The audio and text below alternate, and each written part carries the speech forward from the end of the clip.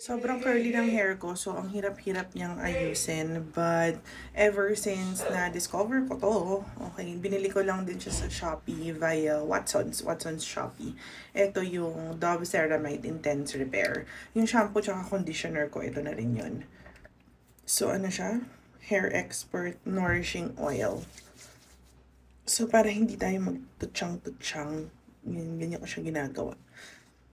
At sobrang bango. As in, sobrang bango niya. Tapos nare-retain niya yung softness kasi very, ano na rin yung hair ko eh. Kaya ako nagpagupit. Ano na din siya. Yung nadidikit-dikit na din siya.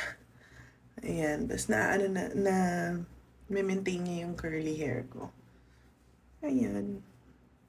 O diba? Very shiny and soft na siya. Kaya I super like it. Ayan. Kaya if you also want to try, medyo on the pricey side lang siya. Pero I always, quality kasi ako over anything else.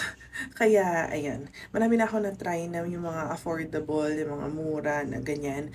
Pero I still come back to yung mga branded kasi talagang iba talaga yung performance eh. Kaya try niyo na.